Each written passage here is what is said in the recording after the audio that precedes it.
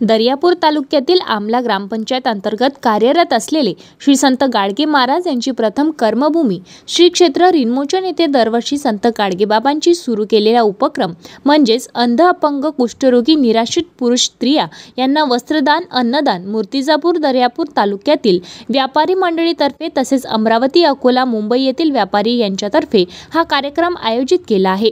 या कार्यक्रमाच्या निमित्ताने श्री गाडगे महाराज लक्ष्मीनारायण ट्रस्ट संस्थान श्री क्षेत्र हनुमान येथे गेल्या 8 दिवसांपासून स्वच्छता मोहीम सुरू आहे। पूर्णा नदीच्या पुरामुळे स्वच्छ झालेले घाट व परिसर हा स्वच्छ करण्याचे काम संस्थानचे प्रमुख बापूराव देशमुख यांच्या मार्गदर्शनाखाली सुरू असून यावेळेस बांधलेले नदीकाठी 5 घाट उभारले आहे।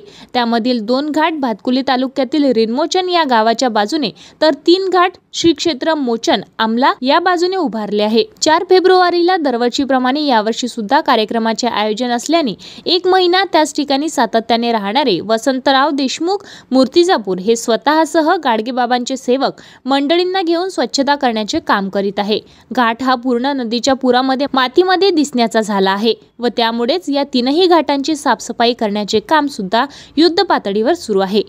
AS न्यूज महाराष्ट्रकरिता भातकुली प्रतिनिधी धनराज खर्चान।